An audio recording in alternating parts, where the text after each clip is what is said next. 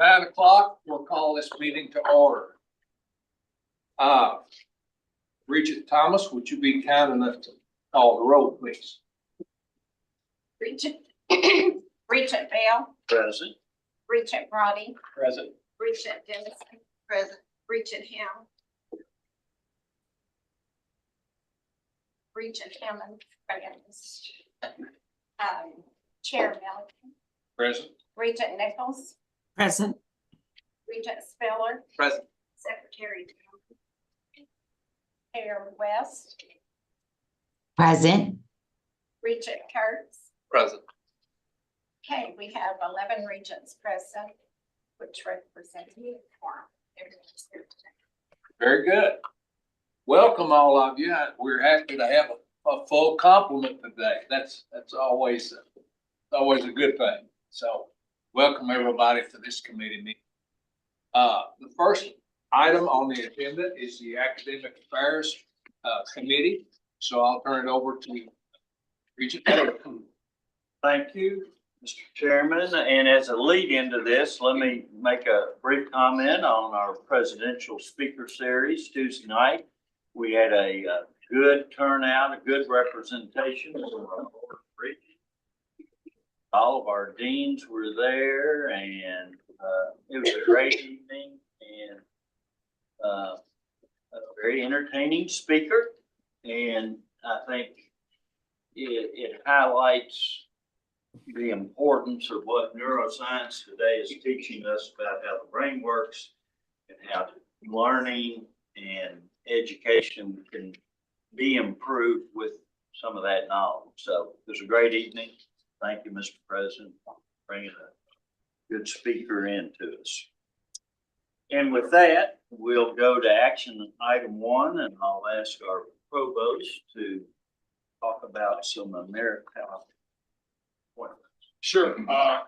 The request is to approve faculty emeritus status for the following people: Dr. Sandra Curry Audrey, Carl Myers, Albert Meyer, Dave Farley Newman, Donna Scheiss, and Bruce Schulte. And when we get back together as a group, when we would vote, we will have a longer explanation as to why they are emeritus. Any discussion, questions, comments? Hopefully some of those people will be able to be with us. Yeah, we will invite them, as we always do, to be here, say a few words. Okay. I'll entertain a motion for motion. A second. Second. All those in favor say aye. Aye. Opposed, like sign. Motion passes. Thank you, Mr. Provost, and we have a couple of information items. 2 information items today. One is a new Department of Society, Culture, Crime, and Justice Studies in the Potter College of Arts and Letters. And we have Dean Terrence Brown here just to give you a little bit about that new department. Good morning, all. Within PCAL, we've done a lot of restructuring to try to find efficiencies and linking of academic programs. This is one of those initiatives with our new Department of Crime, Culture, and Justice Studies. This unit is a combination of our former Sociology and Criminology Department and also our Department of Anthropology and Folk Studies.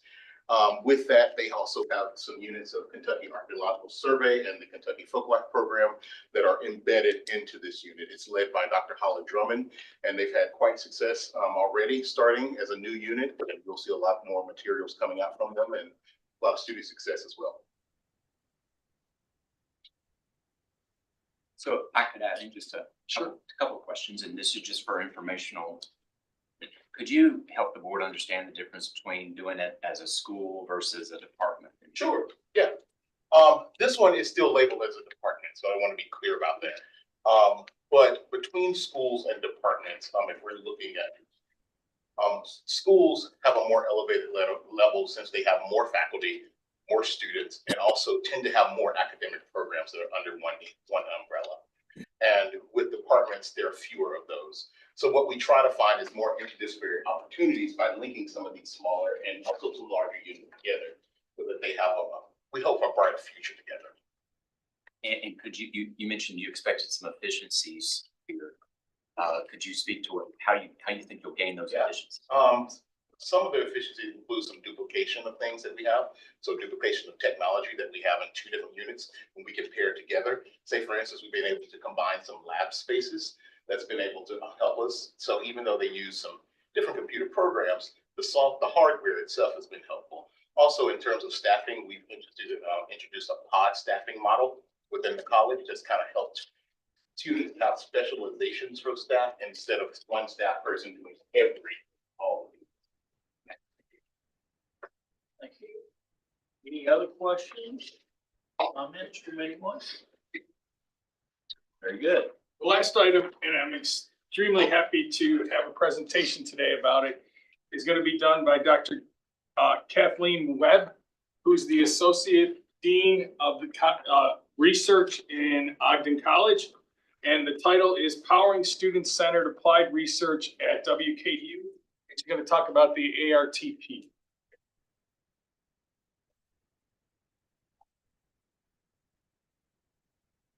Thank you, Provost Fisher.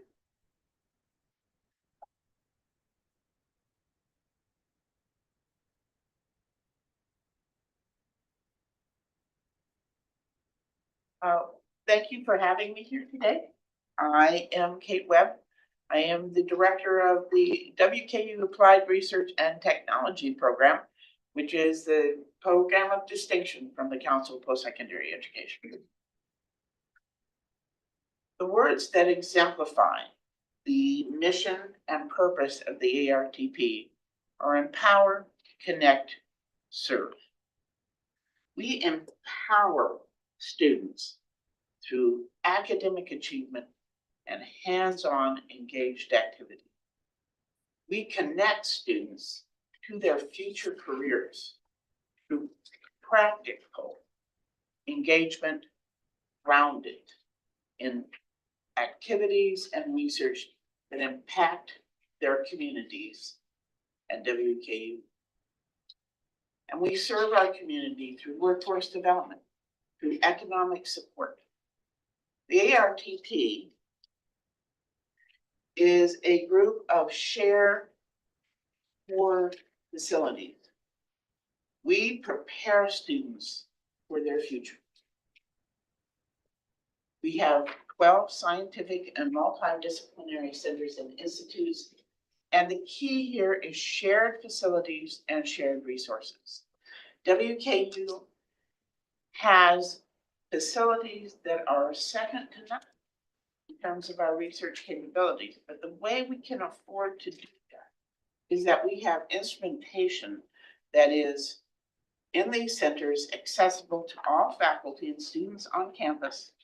We have the technical support to manage and maintain those instruments so they aren't dependent on a faculty member having time to fix something or having time to train something. We have trained full-time staff and instrument maintenance specialists. So these core shared facilities not only support the students, they support the incubation campus.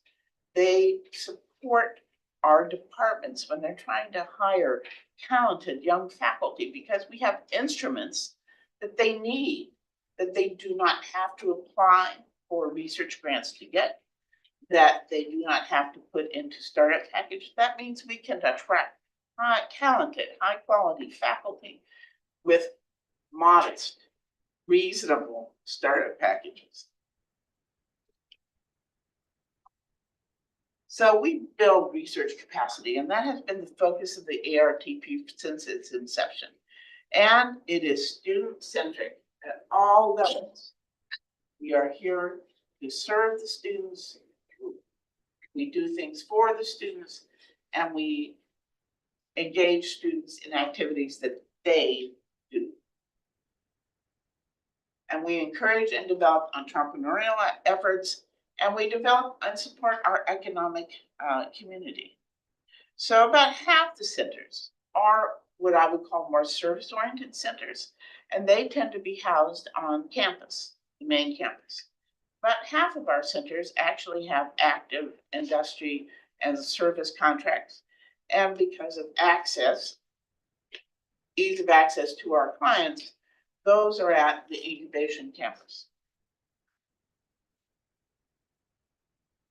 I would love to talk about all 12 of these centers, but we do not have time for that today. So I am just going to focus and highlight two particular centers. One that has been one of the foundational centers and one that is one of our newest centers. And if I have time, I will talk about the plans for our brand new center that we have just organized. So the two centers I'm going to primarily talk about today are DSOC, our Disaster Science Operations Center, which was established 2 to 3 years ago, and the Kentucky Climate Center and the Kentucky Mesonet, which, as I said, was one of the founding centers for the ART. So our state appropriation last year was $601,000 and our expenditures were $581,000. We basically spend as much money as we get. The revenue generated from the centers, these are the climate, or shall we say, service-oriented centers that are at the incubation campus. They generated independent revenue of $680,000, and their expenditures were close to that, $640,000. The ARTP center directors are among our most talented and ambitious faculty. And combined last year, they wrote many proposals. The ones that were awarded in fiscal year 23-24, they received more than $2.4 million in external grants. In addition, the Kentucky Mesonet is directly funded, which is part of the Kentucky Climate Center, is directly funded by the state legislature and has an annual budget of almost $2 million a year, $1.75 million. So the instrumentation and improvements in acquisitions in 2023. So these are just our most recent acquisitions. Differential scanning calorimeter, thermal materials analyzer, a mechanical analyzer, GCMS. I would like to point out that most of these instruments were acquired by grant activity on the part of the center directors and faculty associated with the individual centers. In addition, I would like to truly highlight 3 very important National Science Foundation major research instrumentation grants that we have received. The confocal microscope is in our Biotech Center. The X-ray diffractometer is in our Advanced Materials Institute, and the fluorescent cell sorter is also in our Biotech. So I highlight this because the center directors, not only are they talented and ambitious, they're very well aware that these kind of centers depend on regular refreshment of the instruments. After 10 to 15 years, instruments are aging. They are no longer cost effective to operate because many times the parts aren't available or the maintenance is just becoming unreasonable. You must constantly, to be this type of active center, you must constantly refresh your equipment. This is a commitment that the center directors make. So the Disaster Science Operations Center is, well, I could speak an hour about what they were doing. In the past 2 to 3 years, so in fall 2022, 2023, and 2024, they just got back this week. They led the planning part and science and intelligence part of the meteorology efforts of the Chicago Marathon.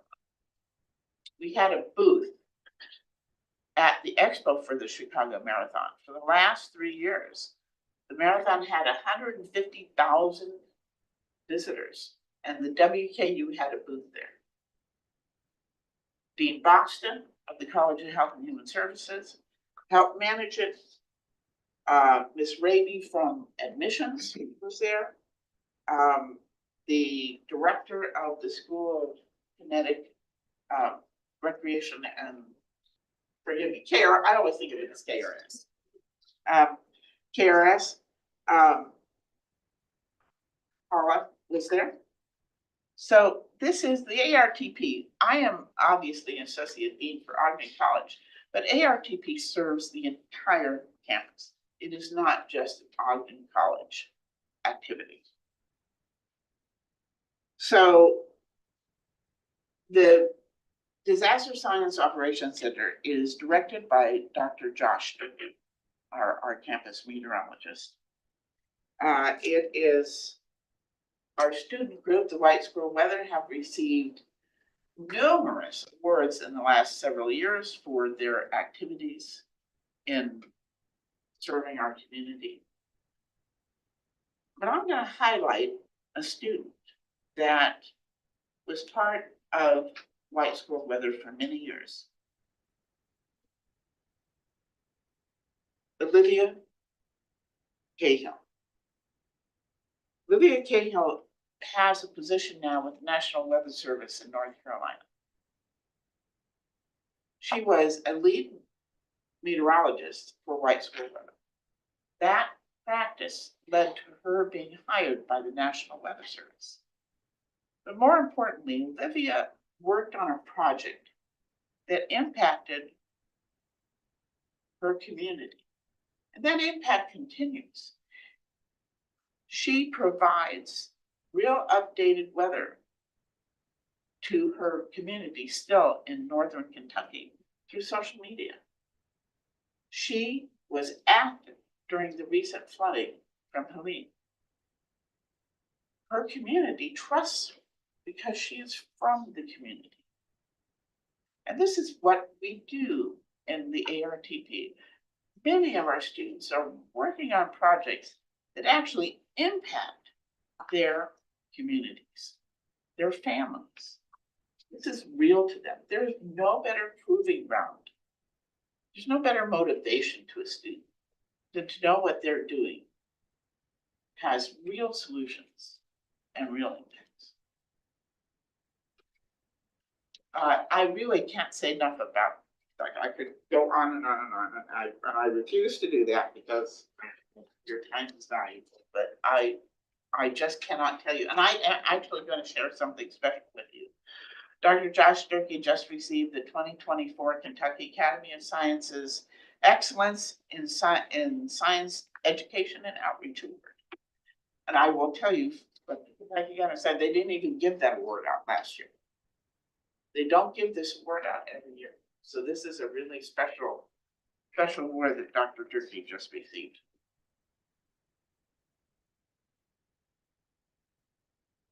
Okay, and the Kentucky Climate Center manages the Kentucky Mesonet, which serves the entire state.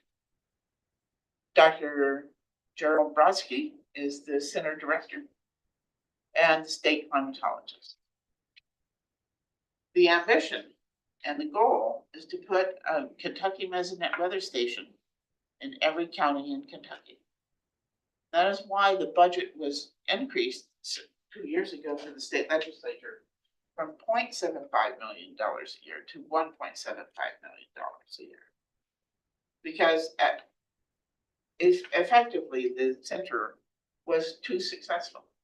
By putting stations around the state, they'd actually have reached the capacity of what they could do. Some of the stations were getting older and needed to be replaced. There were technicians. To meet the goal of a station in each county, we had actually reached what I would call a steady state. We just couldn't expand anymore. And the state legislature recognized that. And so this budget increase is to literally put WKU and the WKU Mesonet, the Kentucky Mesonet, in everyone's backyard. I will also say the Kentucky Climate Center does a lot of outreach activity. Last year, they made over 50 presentations to community groups and to schools, and had reached an audience of over 6,000 students. And they are out in the middle of nowhere a lot of times. And they have to deal with bees and, oh, well, it's hard work. It's hot. The maintenance is hard. They have to constantly mow. It is tough work. And so many of you have been at some of these sites because you've been part of the dedication. But this is truly an outstanding activity. I will tell you, I think our Kentucky Mesonet is the best in the country. And I say that not just because we have an outstanding staff, an outstanding director, outstanding support from WKU, but because the entire state recognizes the value of the Kentucky Mesonet. We have, one of our centers is SkyCamp, and this is a suite of microscopes. I love this suite because the microscopes are not in the same location. Microscopes are where they best serve in the ARTB centers, but to market our capacity in microscopy, we have a center, and this is a digital center. It's not a physical center. The atomic force microscopy, confocal microscopy, scanning and electron transmission microscopy. By the way, in 2 or 3 years, you're going to hear about those instruments being replaced. Those are wonderful instruments, but they're both 15 years old. They were received under National Science Foundation grants, and I am sure the center director will be working on replacement of those instruments soon. But the rest of the instruments are relatively new. Okay. So our centers constantly and actively engage centers in research, training, and outreach. We seek grant funding for various projects, not just for instrumentation, but to support our students in our activities as well. And we work with our local, regional, and national industrial partners to provide opportunities for our students to develop revenue streams. There are many students working because they have in jobs, because they have had the workforce development and the training from ARTP centers. Okay, so these are just some factoids, and basically our faculty write papers, they write proposals, and they do research with students. Our student success is our faculty. Every faculty member, not in college, every faculty member in the ARTP, when you read their vitas, and I read their vitas because I read all their research proposals before they leave campus. Every single one of their vitas lists every single research student they've had in their research. Our faculty view their success, their research success, their student success. And we have a mini poster presentation at the very end of the year. We don't ask students to do a fresh poster. This is after they've gone through all various conferences and our campus conference. They just bring whatever poster they've worked on and they show up and we celebrate it. Because this is what we do. We're doing this for the students, and we're just done by the students. And I will just finish this by saying our students are working on that impact the lives of their family and their community.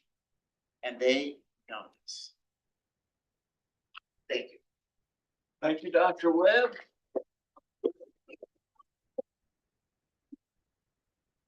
Anyone have questions, comments, discussion? Over the last 5 or 6 years, our board has had the pleasure of taking a couple of tours through some of Dr. Webb's labs to see firsthand some of those hands-on situations that we put students in. And it is impressive. And as a graduate of an R1 university, I don't know of any other university Western size where students, undergraduate students, get the type of experience that you all provide. And it does parlay into jobs. And I think we've all heard employers who say Western Kentucky graduates know more than anyone else when they interview them. So, Well, because they have the experience to say and that. I think the other important part that you brought out with this relates to our progression toward a different status, R2, and the importance of grant money. And I believe we outshine any other regional university. So the work you're doing is very important as we advance the mission of the university. I thank you for that. Mr. President? Yeah, this is core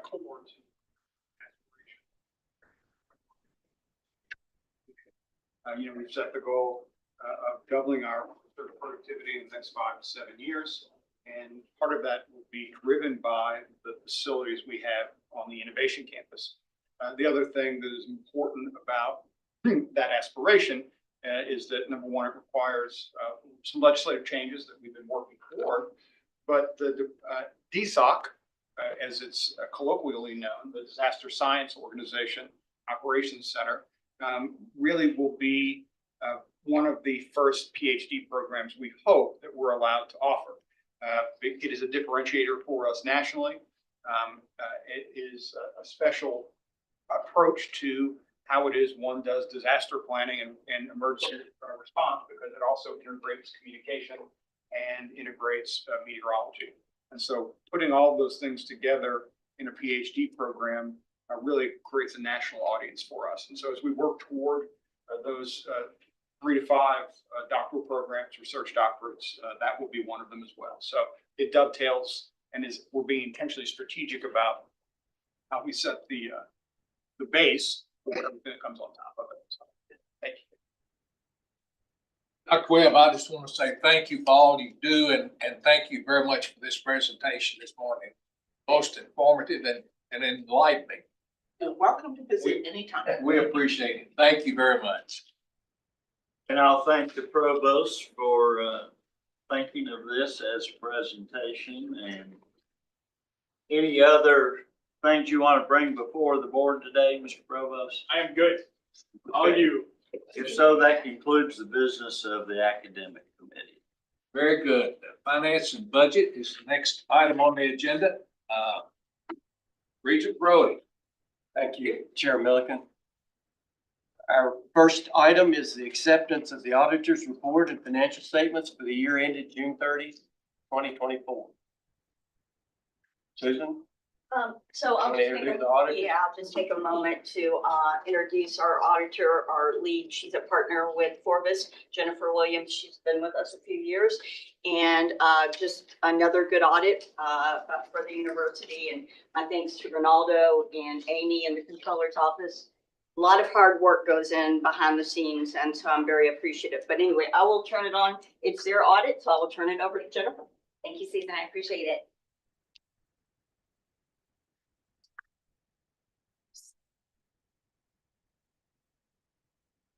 Finance. Okay, thank you.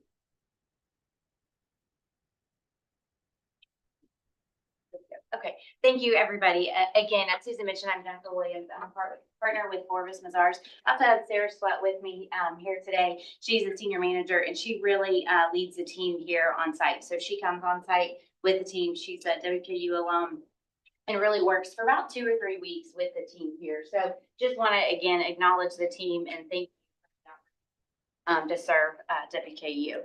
So a few items to go over. We're just going to go over the audit results for the year. A few financial statement highlights from the audit report, along with our required communication to you all, the Board of Regents letter, and then any questions you might have on this presentation. For the audit results, we did accomplish the audit plan and then met the reporting timeline to the state. So the reports were submitted to the state by the October 4th deadline.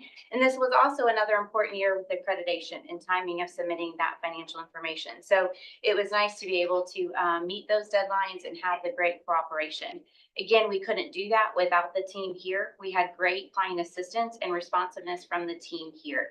So the financial reporting in other areas on campus are always ready for us and prepared for the audit and have very helpful for all of our questions and concerns that we have. So as Susan mentioned, just a big thank you to Susan, Ronaldo, Amy, and all of the accounting staff here. As a reminder, management does prepare all the financials and the analysis. So they prepare that information. So that has to be ready for when we arrive to look at that information. So we do various procedures and testing to look at that analysis that they had provided. So we have issued a clean, unmodified opinion on the financial statements. One thing you will note this year, they are back to comparative financial statements. We had 2 years that we had significant new standards to adopt. And so that impacts the way the standards board set that. That kind of impacts how the financials are presented if we have to go backwards to help adopt those standards. So it was very nice with the timing that we did not have any new standards. And so they are back to comparative statements. There were no significant deficiencies or material weaknesses in internal controls over financial reporting. And as I mentioned, there was no new standards to adopt during the year. Also, what that means is there wasn't significant changes to your financial statements that were prepared. A few financial highlights here.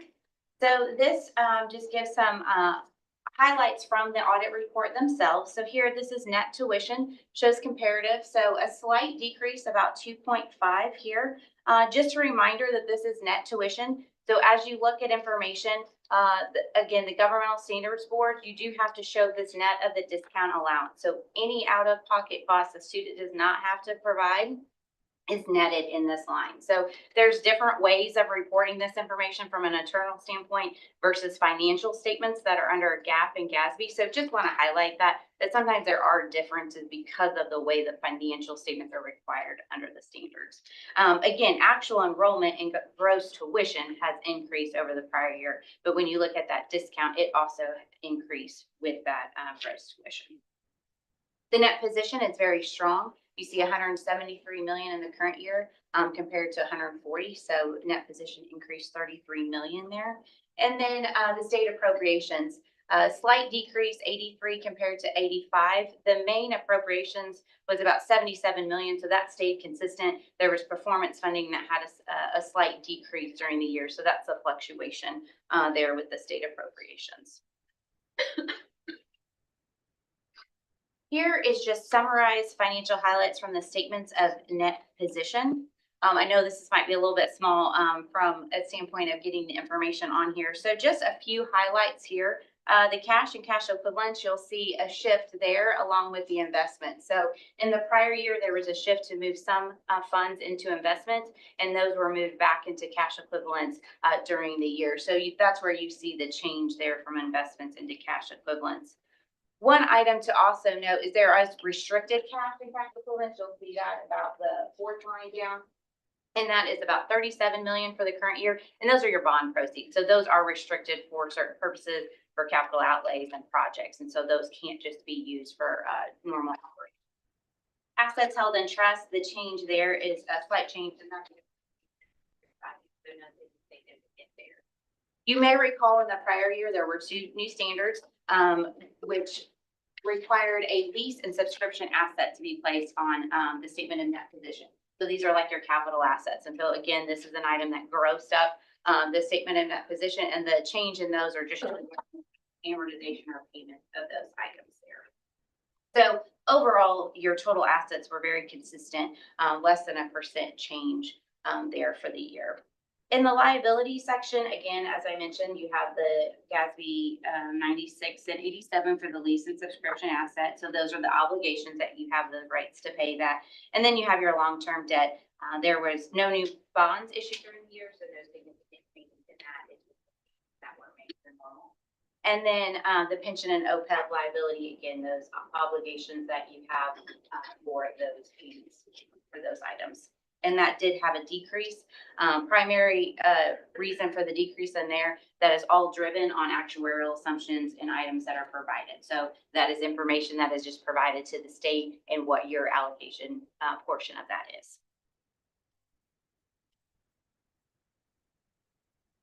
Going on to the statements of revenues and expenses.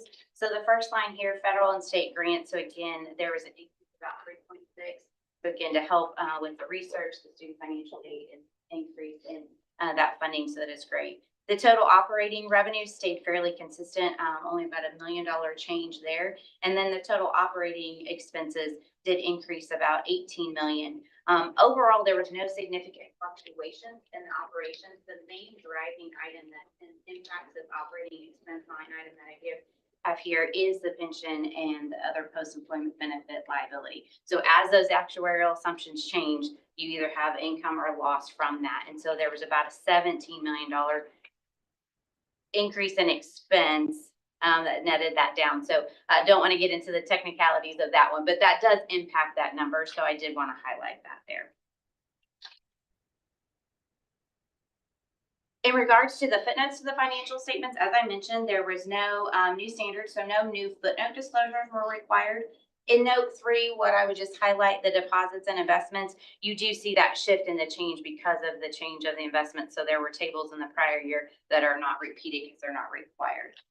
Note 16 also provides details of the component unit with the WKU Student Life Foundation. And then one item that was unique that you all are very familiar with is the merger with the WKU Foundation and College Heights Foundation. So if you look at those are two discretely presented component units. So you see those financials in there. And with the merger, you still see the prior year for the WKU Foundation, and then you only see the current year activity because it came together. So that can get a little confusing when you look at all those pages. So just wanted to highlight there. But note 17 does just disclose that information and provide the details. Along with the financial statement audit, we also are required to complete the single audit. So that was also completed at the same time as the financial statement audit. And so we had no compliance findings or weaknesses to note with the that were spent. And so going through the process, we have a risk assessment process that we are required to follow. And so in looking at that, there were 3 grants that we were required to test: the Student Financial Assistance Cluster, which is your predominant one on your schedule of federal awards, and then Head Start, and then the Coronavirus State and Local Fiscal Recovery Fund. That one is determined by the government to be a high risk. So no matter pretty much what you spend on that, it is required to be tested. There is some limits on there, but that is one that they deem as high risk. I will pause there for any questions on the financial statement highlights before I get into the Board of Regents letter. Okay. Great. So again, as I mentioned, we do have required communications to you all. And so this is our some highlights from the Board of Regents letter that is provided. So this first slide here just lets you know the standards that are required to follow, and that we did issue a plain, unmodified opinion on the financial statements. We also know in that letter if there are any significant accounting policies, which those are described in note 1 to your financial statements. So we highlight that there. Then the management's judgments and accounting estimates. These are estimates that are inherent in your financial statement. So these are items that we pay particular attention to during the audit process. So your allowance for any uncollectible receivables, in pledges and grants and items like that. We look at that. We look at the valuation of investment securities. Again, the defined benefit pension plan and the other post-employment benefit plan assumptions. Again, we look at those actuary reports. We get the information for the states. We have looked at those assumptions that are used in those reports. And then the GASB 87 and 96, which are your lease and your subscription assets. Those are estimates that management had determined and how to record those. So we look at those during the process. There was no unusual policies or any alternative accounting treatment that we noted during our review. We did not have any audit adjustments that were reported. So sometimes during that process, we look through it and we have audit adjustments that are reported. There were not any that were reported to the financial statements that management had prepared. There were 2 items noted as what we call uncorrected misstatements. So one item was in the current year. We look at the information from the state, and under the other post-employment benefit obligation, sometimes it can flip to actually an asset versus an obligation. And you have various components of that. And one portion, a small portion of the benefit obligation became an asset. It was about $995,000. So this is a net presentation for a gross. So currently in your financials, it is showing it net of that $995,000. So that liability is netted down. So again, we just note that from reporting purposes, that should be a gross presentation, but not deemed material. So that is item that we've discussed with management and through the process with Dr. Brady and looked and said, no, we don't have to report that. One item also that occurred in reviewing some accounts payable and construction and process, there were items that were timing differences in when that should be reported as a capital asset. And so it should have been accrued in the prior year and not occurring in the current year. Again, it was proper accounting from like you had the amount that you spent for the capital asset. It was just a timing of when that was recorded on the financial statements. Again, that was about $1 million, not material to the overall financial statement. So again, that's what we call as an uncorrected item.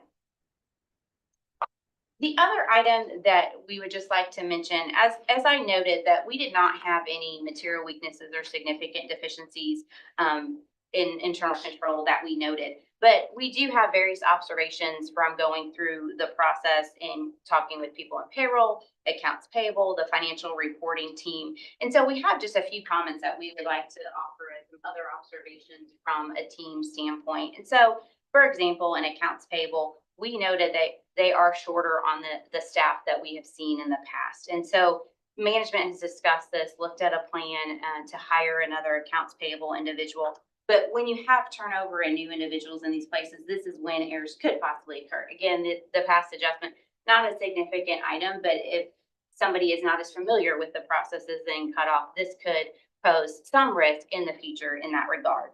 Payroll was another area that we thought was lean on the employees in the payroll department. We believe a manager might be able to help in this role with some approvals and if there is turnover with the team members.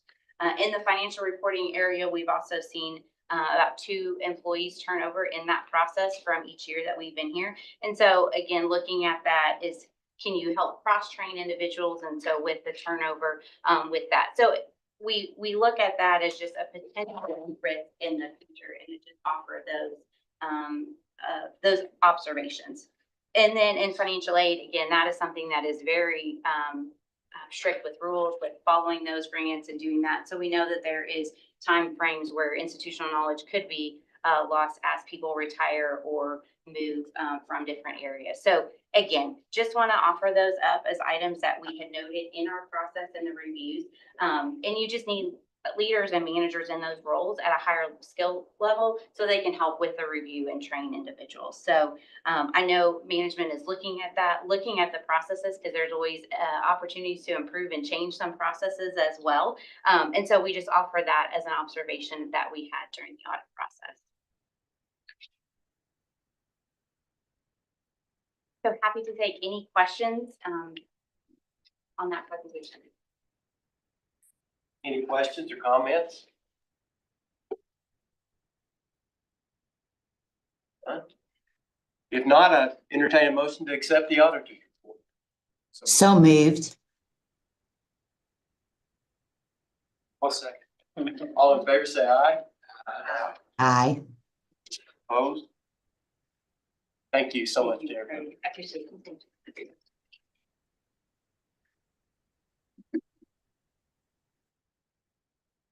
Our next item is to accept the filing of statement of revenues and expenditures for the 3 months ended September 30th, 2023, 2024 and 2023. Susan Howard, please. Okay, so this is the standard quarterly statement of revenues versus expenditures for the year and how we're comparing this year as compared to last year. So overall, this is just an overall summary, which I thought was important to show you this year. It just summarizes the revenue and the expenses and then basically the margin. revenue less expenditures and the change from the prior year. So you'll see that our total revenue is up from the prior year about 10.4 million. And our expenses are up 5.1 million over prior year. So that brings us to a margin increase of about 5.2 over prior year. So that's in my opinion, that's an excellent progress from prior year. So basically our revenues being over expenses by 5 million over prior year. So now we will delve into the details of this. So total revenue is 41% of the budget this year as compared to 39% in prior year. And so that's 10.4, as I just stated, or 4.8% over the prior year. And these are all the various categories, which I will drill down into that a little bit more now. So net tuition revenue. So this is something that primarily since Dr. Carboni has arrived on campus, this is what we focus on. This is our single strategic focus on the revenue side of the budget, because a lot of schools can increase enrollment and actually lose revenue. So you really have to stay focused on this net tuition revenue. So what you'll see is the line of our gross tuition and fees, where we're at about 50% of the budget, which is primarily where you want to be, and 51% last year. And then our financial assistance. So you'll see where we have moved from 30 million in financial assistance last year to 27 million this year. So this gives us an increase in our net tuition revenue just for the fall semester of 3.2 million. So I'm not going to get into the details because it gets a little confusing, but going back to what the auditors just presented, the auditors are required to include other items into the discount that are not typically included in net tuition revenue. Those would be your Pell Grants, your CAP grants, and primarily your loans to students.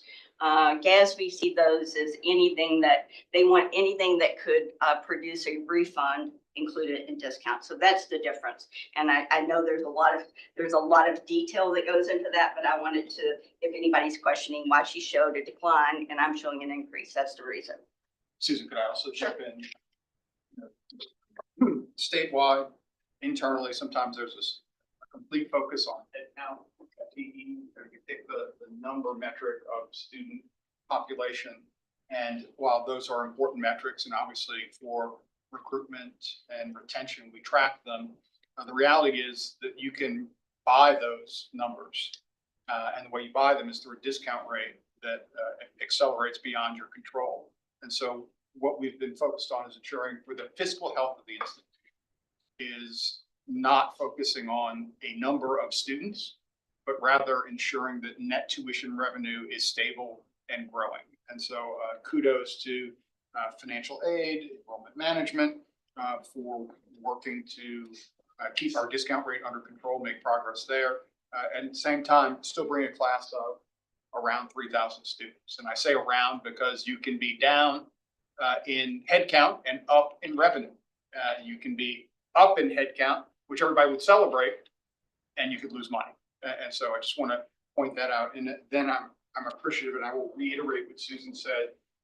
That sometimes there are lay readers of the audit who ask questions about, well, why is net tuition revenue down in the audit? I thought you said we were up, and because they're calculated in two different ways. We do not use the audit for internal management purposes. That's what these numbers are used for. And so there's frequently confusion by folks who don't follow this as closely as we do. So I just want to make that crystal clear for certainly the board, but also anyone following along online. So your other categories of revenue, of course, is our state appropriation. And this is just a reminder of what we went through in the budget this year. So our state appropriation, we had an excellent year with our legislators. We had an inflationary increase of 4.5%, a 3% increase to our Gatton Academy. And then I think as we've all experienced personally with our own insurance, we also had a significant insurance in the mandatory fire and tornado state. So that was 2.2 million just for WKU. So the state actually gave us the money in our appropriation to fund that increase. Grants and contracts are higher for a couple of reasons. Our federal Pell, as I talked about in our budget presentation, is up by about 3.1 million, which is really important for our campus. We have a high percentage of Pell eligible students. Our CAP program also increased by 1.3 million. But I think too, I know Dr. Cavoni and Provost Fisher, their efforts of wanting to get our designation of R2, our extramurally funded grants were up 10% over prior year just in the first quarter. So that's excellent news for our research efforts. So just a small item, our auxiliary revenue is also up, and that just really has to do with the technical adjustment and timing within our Aramark contract of how that journal voucher was made in the first quarter of this year and the second quarter last year. So any questions on our revenue before I move into expenditures?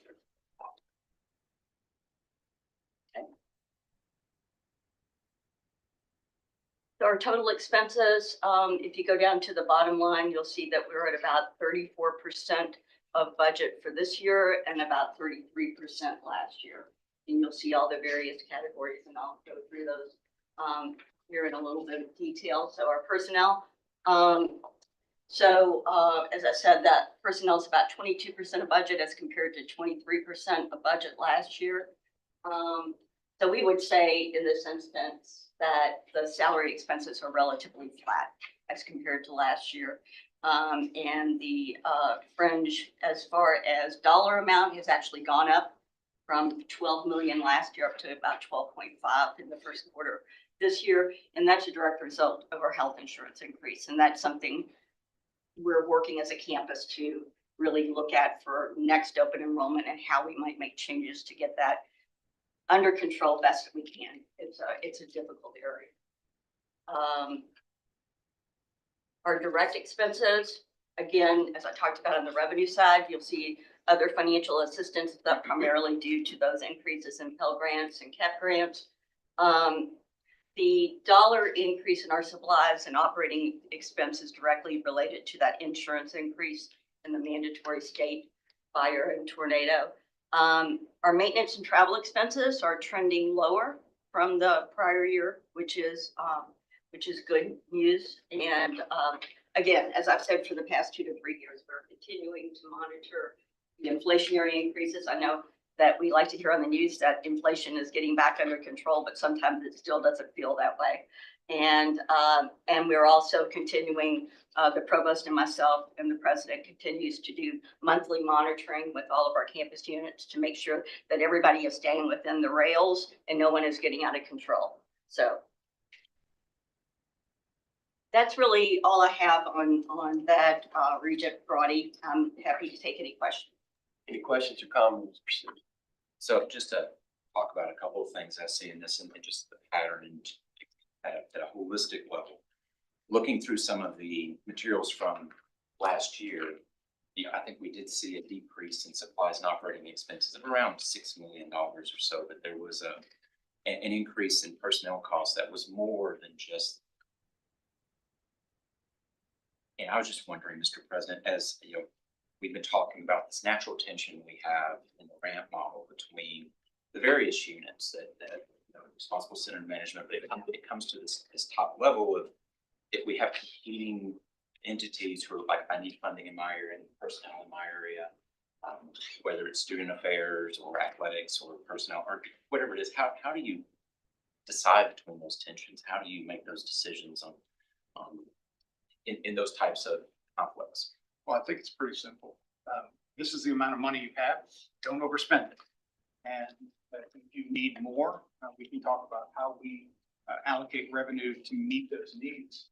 But until someone has the conversation around this is absolutely mission critical, then don't add it, right? One of the things that I think is important to recognize is the formulaic nature of the ramp model makes it easy to understand what revenue is coming to you. And so planning has to take all of that into account. I will say we've seen some good progress from athletics this year, year over year. Expect that to continue. Part of this is also the maturation process of the institution. There are always resources available. And you can have anything done that you need done, but you probably can't have or do everything that you want to do. And so I think you have to make strategic choices as a leader of an organization. If there are places where we need to have seed dollars that you think can help grow revenue, we have a strategic investment fund, both the provost and I, that can help with that. And we've done that over and over and over again. I think the other part that we have to be disciplined about, and this again is different than the way things used to be, is paying attention month after month after month, not waiting to the end of the year and seeing where we are. And so the discipline of managing a budget that falls certainly on unit leaders, but also requires a more elegant understanding of budgeting by our budget managers.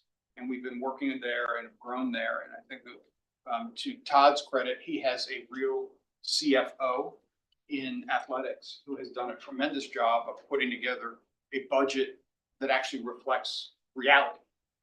And what we've done on the academic side of the house is budgets that reflect reality. And one of the ways you test that, and Jane, you know this, but a business background, if you're watching kind of account transfers during the course of a year to cover expenses, why are you having to shift dollars between categories? You shouldn't have to do that if your budget reflects reality. And so we have had units that kind of put money where it always has been, even though it didn't reflect previous year expenditures. Now it's a little technical, but as a manager, what you want to do is you want to make sure the budget that you set up matches the expenditures that you have in the previous year. And you're not shifting dollars either among categories or among subunits, right? And so I think we've gotten much better at that. So to end it with this, I think our leaders have flexibility and the ability to hire where they need to hire. And if they don't, we have enough flexibility in the system where they can work with leadership to figure out how you address that challenge. And as you get lean, you have to have those conversations. I mean, what you heard in the audit around transitions and making sure you maintain the ability to transfer institutional memory is crucial. And so being intentional about that, having the resources available is something we monitor all the time. And I think our deans and our DPs and athletic director, they are much better at this than we were even 3 years ago. So I think that gets to as you talk about getting more lean, one of my concerns I've expressed in here, and I think we heard a little bit today, and we've gone through 3 workforce reductions. We've had some natural attrition. We've had other things. We've looked at units, and to use a sports analogy, I think we're looking at a number of offices. And we're thinking about a bend, but don't break the tower. How low can we go? And I have some concerns in some areas that we're reaching that point. And they're not necessarily revenue generating units. They're units that we've got to have staffing there for the health of the organization to mitigate risk. And so that's really where my concern is how do we, who stands up for them? How do we make sure that we don't get into a risk compliance issue at more campus level offices? One of the things that we've been doing with internal audit is really taking a look at the risk profile of the institution. This is one of the areas that we're paying attention to because, as you say, it is a bend, don't break. And one of the reasons in the voluntary separation program that we've maintained the flexibility to be able to retain folks in place is just that reason, number one. Number two, I will say, I don't think VSIP necessarily is around dollars. In some ways, it is about helping folks have an opportunity to go do things that they may have wanted to do that they may not have done before. And that can create culture change. And that's important too, particularly as we evolve as a university and ramp up the expectations around research, what workload looks like. So all of that, I think, crucial for how we continue our work to mature and transform ourselves. Any further questions or comments? If not, I'd entertain a motion to accept the following statement of revenues and expenditures. Second. Miller, second by Regent West. All in favor, say aye. Aye. Our third item is to formally approve a resolution to secure a $10 million line of credit from JP Morgan Chase Bank. So this is the annual proposal we bring to the board each year to review our line of credit. This is slightly different in that we have a new banking partner now with JP Morgan Chase, but basically it all remains the same. It's basically a $10 million line of credit rather than with Truist, it's with JP Morgan Chase. So we have never tapped into a line of credit since I've been at WKU. When I got here, we didn't have one, and I talked to the president and I said, best practice is that you have one in case you need one, because if you need one, it's kind of hard to get one. So it's just basically a safety net. We have not tapped into it again. As far as interest rates, if we were to draw down from it, JP Morgan is pretty standard with how they do it, is we would have a choice between the overnight rate or the commercial banking rate. And I'm sure as Regent Brody knows, we would go with the overnight rate, as it's typically lower than your commercial banking rate. So no surprises here. It's basically the same line of credit that we've had, only with a different banking partner this time. But I'm happy to answer any questions. Any questions or comments? I agree with the philosophy. The time to get a line of credit is when you don't need it. Because it's not so easy. Not so easy if you need it. With a bank of that size, it's very difficult to do it quickly. Yeah. I think And I'm it's sure very if you, appropriate. if you read through the, all the paperwork from the bank, it's, yeah. Yeah, I did. Exactly. All right, I'd entertain a motion to approve the resolution for the line of credit with JP Morgan Chase. So moved. A second. Thank you. All in favor, say aye. Aye. Aye. Regent Brody, if I might, I think that I want to remind folks of the conversation that we did have around line of credit, not just inside of this room, but across campus a few years ago, where people thought the sky was falling because we did this. And I'm thankful that the conversation today demonstrates an understanding of why you do it when you don't need it.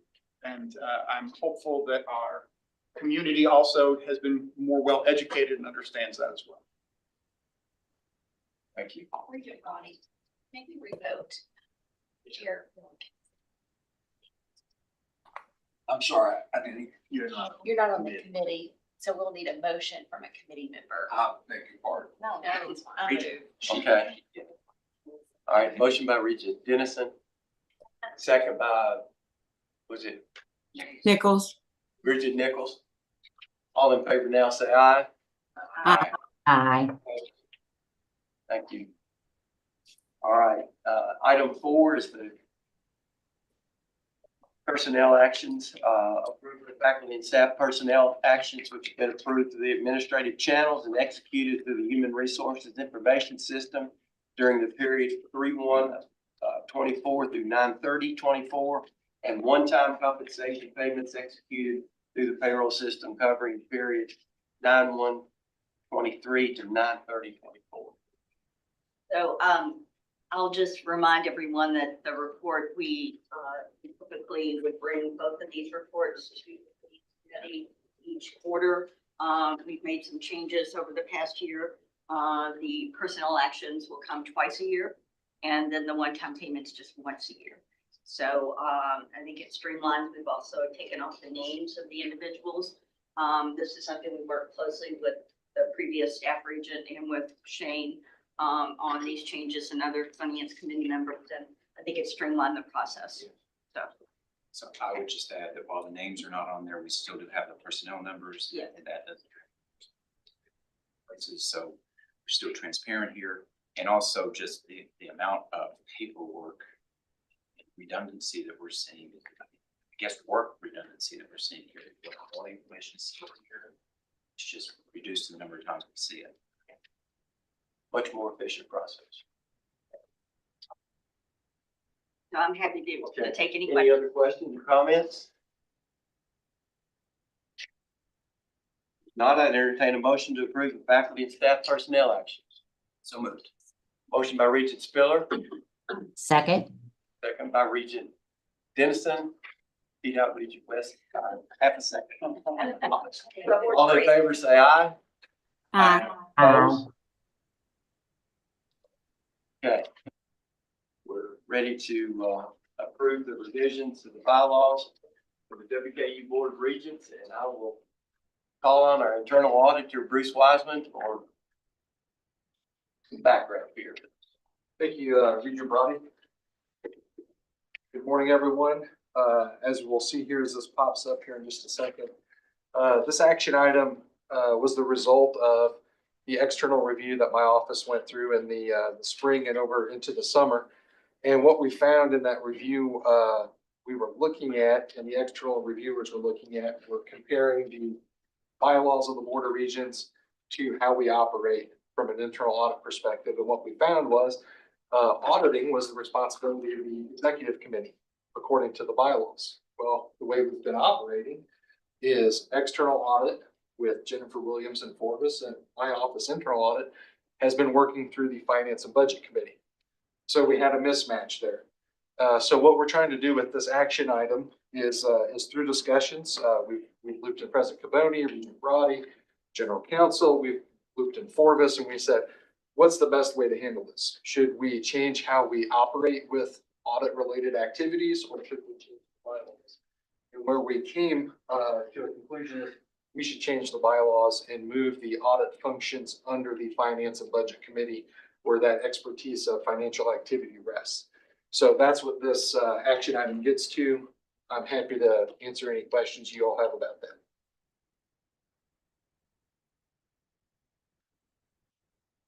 You want to comment any more on the renaming as far as two committees or one committee? So it is still the one committee, the Finance and Budget Committee. We're looking at changing the name to the Finance, Budget, and Audit Committee. So it throws audit in the name to let everyone know that that's the home of audit, internal and external. Questions, comments? If this is a bylaw change, is it just finance and budget that's voting on it now, and then it's And voted at the next meeting.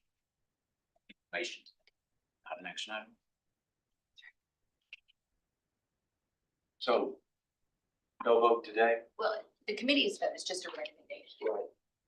So the committee can recommend that this be taken to the full board, but it will require 2/3 majority of the entire board to pass at the Gotcha. next meeting. No. I'd entertain a motion to approve to recommend. This full board. So moved. Motion by Regent Spiller, Second. by Regent Dennison again. All in favor, say aye. Aye. Aye. Jen, you're gonna have to go faster to make sure you beat. I know, I can't beat her. Now we have an information item, the quarterly internal audit report. Very good. Thank you, Regent Brody. And I will ask for all of your patience today. My update's a tad bit longer than it normally is, just because we haven't met for a while and we've got some extra. So first, we'll lead off with the FY24 audit plan results. I think we had a successful year. We completed 8 projects at June 30th. We had 1 in progress and 2 were remaining. So we finished about 80% of what we set out to do. And that's pretty good. There's a list of the projects and where we went. Moving on to FY25, where we are in the first 3 months of this year. We've got 1 project done. It's the special license plate review that we do every year. I'll remind you all, that's the money when you buy a WKU license plate through the state. They send part of that money to us to use for scholarship funds. So we make sure the money got to us and then we applied it to scholarships. No findings were noted there. Everything's looking good. Do you know roughly how much money that is? I believe last year we received about $55,000. Yes. Now, some of that is timing. Now, I know it did not include the fourth quarter payment, so we're talking between $55,000 and $80,000. We've got 2 projects in process. The President's Travel and Entertainment, we're very close to wrapping that one up. And then Global Learning and Study Abroad, also in progress. So before you go on, because you and I had this discussion, there's been some national news about some presidents' travel and entertainment expenses at other institutions. You give us I know you're aware of that news. Could you give us some comparisons? We'll issue the full report soon, but I will tell you, I'm pleased, just like I was last year, that President Caboni has a very conservative mindset when it comes to fiscal spending. He did not see any inappropriate charges in our review, and truly the only recommendation that we have at this time is some process improvements regarding can we use state money or foundation money for expenses. So that's where we're at, and compared to some other presidents that are spending out there, I believe the headline was $38,000 for a sushi dinner. I didn't see any of those. My entire travel and entertainment costs. Like Jimmy. So that's where we are. I'll keep you all apprised of where we are with the audit plan throughout the year, as we do every year. This is a new slide. It compares our time of where we're actually spending it on the left compared to what we thought we were going to spend it on the right, our plan time. The biggest changes is the dark gray slice, initiatives in education. In September, Caitlin and I, we attended a professional conference. So we had a lot of our professional education done in September. It's front loaded. That slice of the pie should get smaller as the year goes on. The lighter gray, the advisory time, is also a bit higher so far because we've been spending time talking with individuals about processes. We've been answering questions. We've been doing things that weren't on this list of projects, but really still adding value to the university. So we've been spending more time there. I think that's a good use of our time.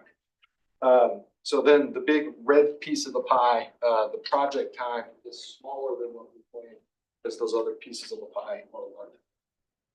Again, we'll keep you guys up to date. I'm happier with where these pie charts were than last year. There's less categories. It's easier to get your head wrapped around, I think. All right, regarding follow-up, normally when we talk about this, you'll see the bar charts. I added the big red number 1 because that is the number of outstanding audit items that management is working on. They made a recommendation and they're working to implement it. We're down to 1. So that's great. You can see the crosshatch bars.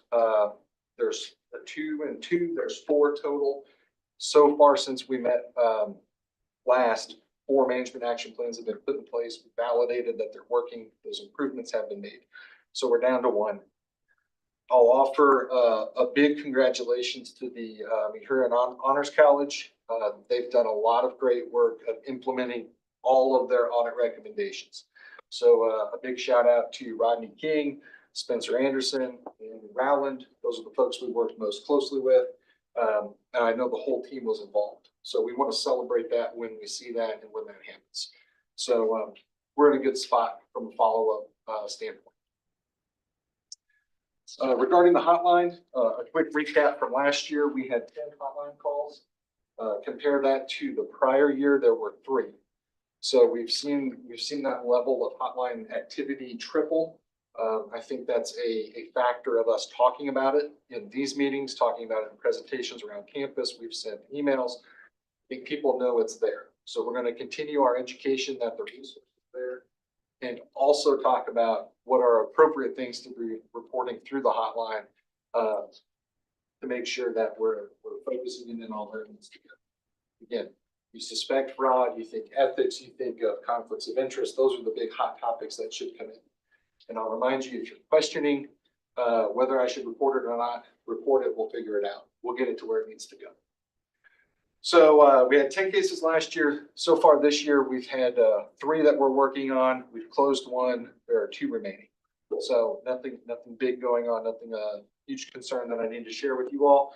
But stay tuned. And then there's always the reminder, you can call me directly, email me, or you can do the hotline. It's completely anonymous. It's run by a third party.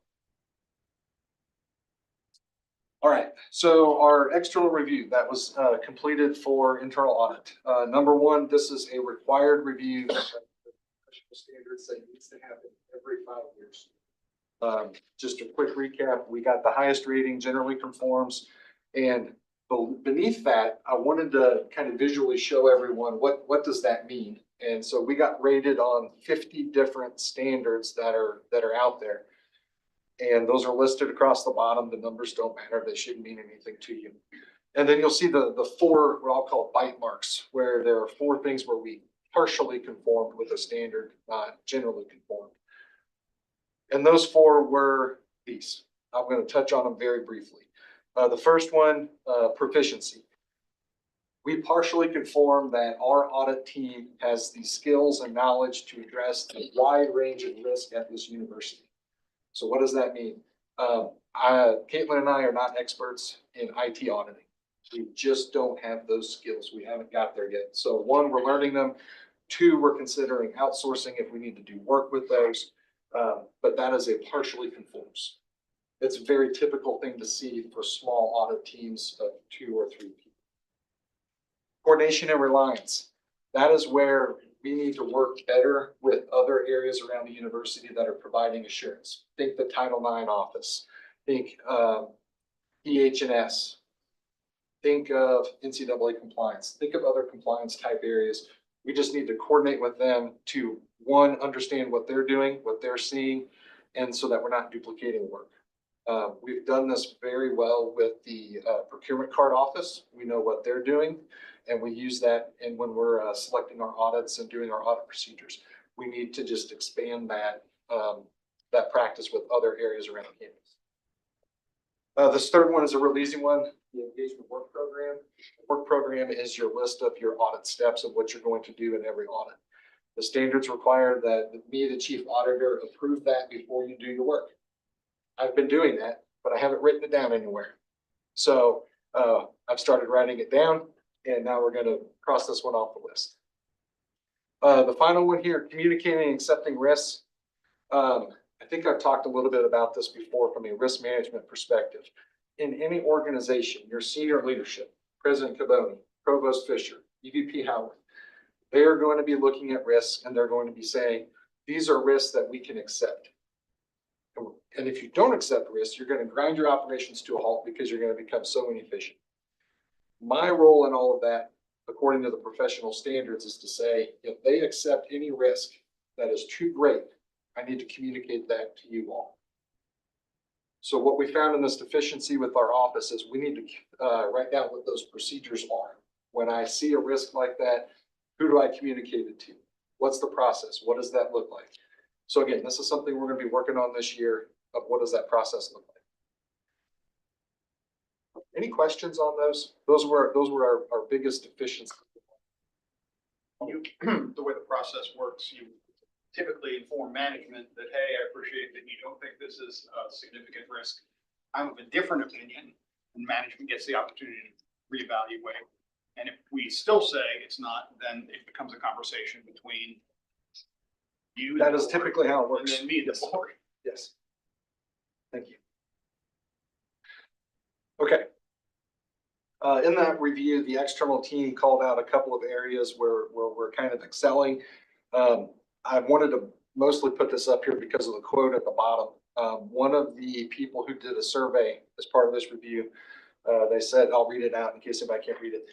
Our internal audit activity does a tremendous job of advising, being a resource, and assisting with questions and issues. They're available, accessible, and eager to be a team player in making WKU a better place.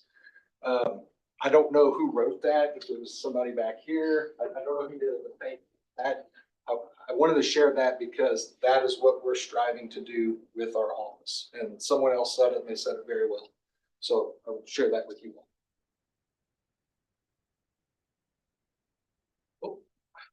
And then just as a quick recap, the other part of the standards are we need to share and communicate with you all on these items, these opportunities for improvement that have been identified. So every meeting until we get these all done, we're going to share them with you. This is a quick highlight.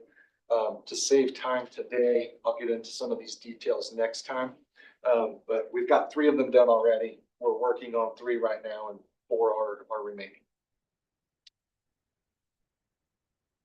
If that wasn't enough fun that we had an external review, the professional standards are also changing. They're gonna go, changes go into effect in January. And not that you all need to know about internal audit standards, but I do need you to know a little piece of them. Right now, they are, it's mainly a reorganization. It is not a complete overhaul, thank goodness. But the part that I want you all to hone in is domain number 3, the little blue area here, governing the internal audit function. And within there are 3 components. I'm going to make them bigger here so everybody can see them. Principle 6, 7, and 8. Over the next couple of meetings, we're going to talk about each one of these and talk about what the responsibilities of the board are related to internal audit, just so that we're all on the same page of what's expected of you and what's expected of me according to the standards, and what those what the changes say about those relationships. So stay tuned for that. Exciting things coming. Hang with me. Other updates in the office. We're back kind of to things we normally talk about in these meetings. Annual confirmations. The standards require that I confirm to you all at least annually, 1, that our office is independent, that we are reporting to the board and not to the president. Check the box, we're doing that. Number 2, I need to confirm that we conform with the professional standards. That's what we just did with the external review that was out there. So we've done our confirmations, we can check those boxes. When I speak with you all, I always talk about consultations. And those are, again, things where folks are calling us and saying, Bruce, I don't know how to interpret a policy. I don't know how something should work. What's your view on this? What's your take? Or something is taking too long in my department. How do we make that process better? Those are consultations. Last year, we had a goal of doing 25. We had 48 of those. And in my eyes, it's less about what the calls are about or what we're improving, but it's the number of consultations indicating people are willing to reach out. They know we're here and they trust us and they value our opinion. So 48 calls last year. We've got 13 this year so far. We're going to try to cross 50 for this year. So if y'all have any questions or want to call, please do so. President Caboni mentioned earlier, enterprise risk management. In the spring, my office will do a risk assessment every year. We survey folks, we interview them. We're looking for what are the biggest risks to the university. After that, we analyze them. We find out what those biggest risks are. The next step in risk management is what actions are you going to take? And so in the September and October cabinet meetings, the president has invited me to come and talk about some of those bigger risks and how can we respond to them. So big kudos to you, President Caboni, for helping drive that and supporting that initiative. And it's a great activity. It's a great action that is happening when you're having those discussions because it leads to better results. So one of my roles is leadership, but the other role is actually management. And, you know, there's good overlap sometimes, but as a management function, thinking about how you mitigate risk as an institution gives you an opportunity to facilitate strategic conversations. And so I've been really pleased with, number one, that the university perceives risk management as a strategic function, which many places it is not. And I will say, if you had been part of those 2 conversations around risk mitigation, what we might do as a leadership team and who's responsible for what, I think you'd be pleased for a couple of reasons. Number one, it's evident that these risks are top of mind for across silos, number one. Number two, we've already been addressing those risks and working to mitigate them. So you can think about the enrollment picture and net tuition revenue. You think about state appropriations and the budget as 2 of the major buckets that we face in terms of potential challenges and that would create risk. They've been just fantastic conversations. Kudos to the leadership team for being proactive in addressing them, but also for having the conversation around the table, which a lot of times this is a check the box activity. And I'm proud of the fact that we have used risk management is a strategic function. And that would be opaque to you all without a little bit of a description, so. I'm very pleased with where we're at and where we're going. So. Last box on here, professional development and contributions.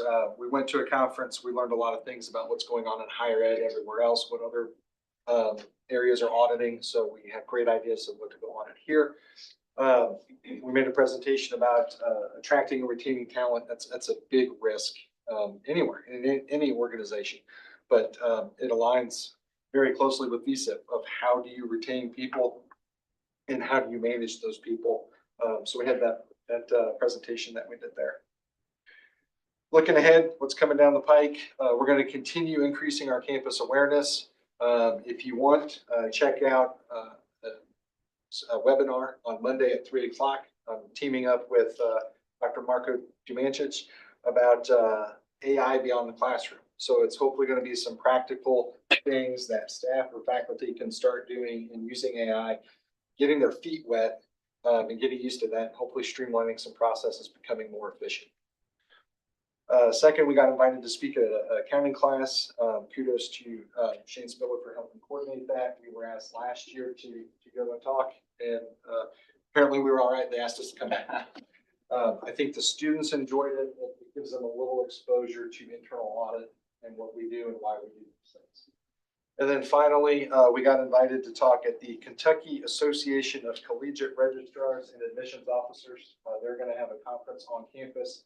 And they saw a presentation we did about artificial intelligence last spring and said, hey, can you come share that with our group? We said, hey, we'll be happy.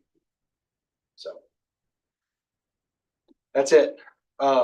Thank you all for hanging with me. Are there any questions I can answer? I was just going to, a couple of comments. First off, since we were talking about staffing and everything else, since you report to whatever the committee is going to be named once we vote on it, if you, I'm sure you feel comfortable. I want to make sure you feel like you need more resources or other things to please speak with that committee. We see you doing a lot of work. The committee be happy to advocate for you, but also I'd like to, I'm sure your office is open. I know you posted me this week coming in and talking to anybody on the board. It's not just the finance audit committee. Anyone, reach out and have a meeting. I'm sure your team would be happy to meet. We would love to. Just one comment too. Bruce and I have talked about most of the items he presented today, and we talked about the audit workflow. And I know that the audit function itself is down a little bit percentage-wise, but the interaction with the staff here at WKU is up, and thus the complement. So I think we're in the early stages of you as the internal auditor. I think as the years progress, we'll see more audit and less of that. So, any other questions? All right, thank you. Mr. Chair, that concludes Finance and Budget Committee. Very good. Well, we've been here an hour and a half, so let's take a 10-minute break. Thank you. Hold on.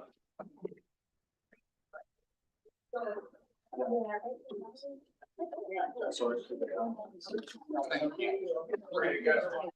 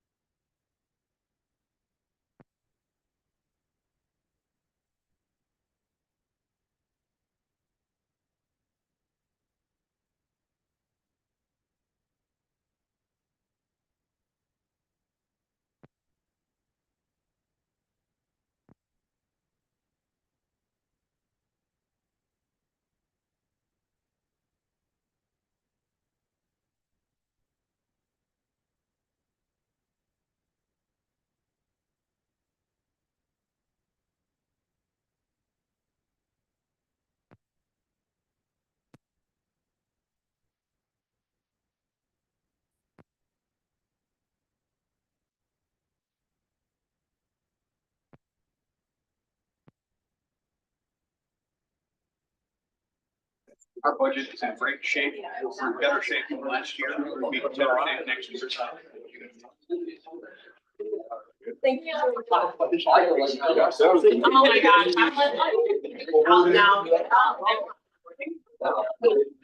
So. All right, I'll call this meeting back to order. Next item on the agenda is the Student Affairs Committee, Regent Dennison. Well, I'm happy to let John Mark tell us something. I'm assuming it's gonna have something to do with campus recreation. It absolutely is. Thank you, Regent Dennison.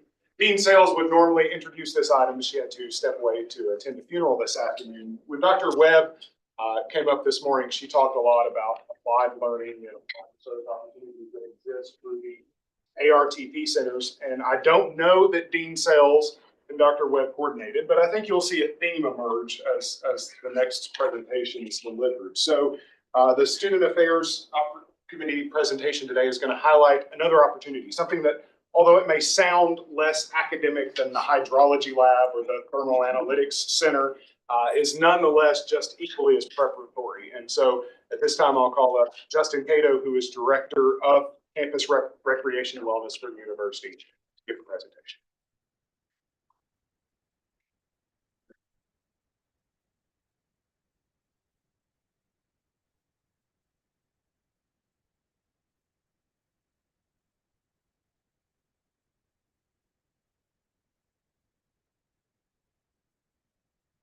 Well, thank you so much for giving us the opportunity to speak this morning. Again, my name is Justin Cato. I'm the Director for Campus Rec and Wellness here at WKU. This is my 4th school year coming in. I just celebrated 3 years on the Hill not too long ago. So very happy to still be here and really thank you for the opportunity to come on. I was telling my students earlier when we were coming in, getting ready. Normally when I speak, I have my talking points and then I let the spirit lead me wherever it needs to go. But knowing that we're very short on time and we need to be concise, I actually wrote it out. So bear with me because I don't normally read from a script, but I'm going to do that to make sure that I stay on point for sake of time. Just wanted to reference a couple of things really quick. There we go. On the screen, not going to talk through this. I do have some statistics and just some highlights from the fall of our department and what we've done so far this year, as well as a handout that we just passed out with some by the numbers and just some highlights from the 23-24 school year. In that handout, that's going to be some overall student numbers, some statistical breakdowns of those participants that have been a part of our programs and services, some survey results. Every year at the end of the semester or end of the school year, we put out a participant survey and we get ask for comments, for feedback, for us to be able to improve, get better. And then also what is it that you've liked about what we've done and what we've provided. So I've added some of those in there as well. But first wanted to talk about just who we are and what we do. We consist of 6 different main program areas, which provide the programs and services that we offer to students. The first is our facilities. So obviously that is the Preston Center, just right over across the way, that has been a big focal point on campus for recreation and wellness since 1992, and then our expansion in 2010, as well as our sports complex that was built, I believe, in the early 2000s at the corner of Industrial and Campbell. That is a 24-acre sports complex that we manage as well, and that hubs mainly our intramural sports, our rec leagues, and club sports out there. So if you're driving through there, especially in early fall, anytime between 5 and 10 o'clock, you're going to see all those lights on and a lot of students out there participating. So the facilities is a big part of our programs because it hubs everything that we do. Our aquatics is the Bill Powell Natatorium for lap swimming, our learn to swim programs, and various aquatic activities that we put on throughout the year. We also have our fitness programs. Jacob is a part of that. He's going to talk in just a little bit, which is our fitness center, our group fitness classes, our personal training, our small group trainings, and our fitness assessments that we provide for students. Hilltopper Nutrition, we actually share this program area with the restaurant group. We have 2 licensed dietitians that they provide nutrition and dietetic counseling for students, and they also put on a lot of programs and events based on healthy eating and helping students in fresh, making sure that they're eating. If they have any dietary restrictions, making sure they know what they need to look for with the different restaurant options on campus. We have our wellness programs, which is our health and wellness programmings that we offer, our WellU incentive program, which encourages engagement and collaboration across campus to provide students different events and activities, and they get credit for doing that for scholarship opportunities that we provide for our students. We also have massage therapy. We do have 2 licensed massage therapists on staff that is open for students. It is also open for faculty staff. It is also open to the Board of Regents if you'd like to come and check that out. Please give Sabrina Pate a call in the Health and Fitness Lab, and she can set up a massage for you. They are wonderful. It is very busy and it keeps us on our toes with our massage therapy. And lastly, we have our sports programs, which is intramural sports. Those are our recreational leagues and tournaments that we offer the students throughout the semester. And our club sports, which is growing and has really started to come back in the last couple of years post-COVID. And those are our student-led sport organizations that they practice. It's a little more competitive, and they actually go and compete and represent us regionally and nationally at various tournaments, leagues, and things like that. We're also very big on partnering and collaborating with others across campus. Some of our main partners it was within our student engagement arm of the Student Experience Division. So like HRL with Dr. LaRoche and her crew, we do a lot with them. We also do a lot with student activities, putting on programs and events throughout the year with for our students. But we've also partnered with ACDC and the Center for Financial Success to put on what Wayne Simpson did a program called Adulting 101. The students asked us for it. We said, you know what, that's a great idea. Let's get Wayne in. He is a very engaging speaker. So we had him come in to speak to our students about just how to be an adult and how to get ready for life after college.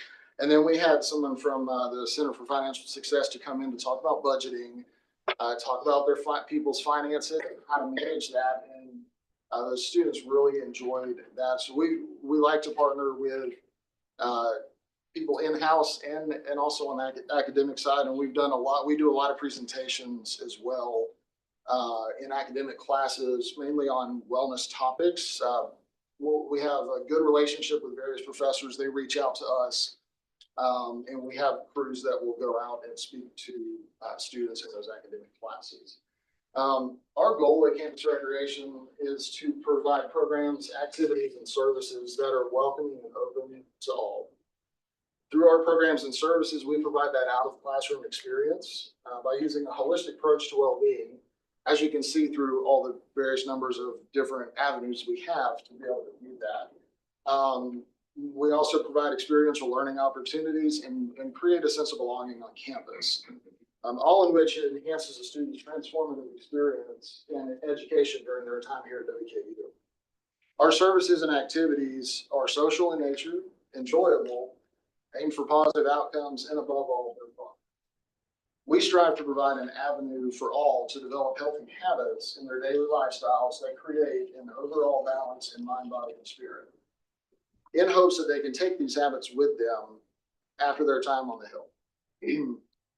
Students who are employed with Campus Recreation and Wellness receive experiential learning opportunities outside the classroom, which prepare them for life after graduation.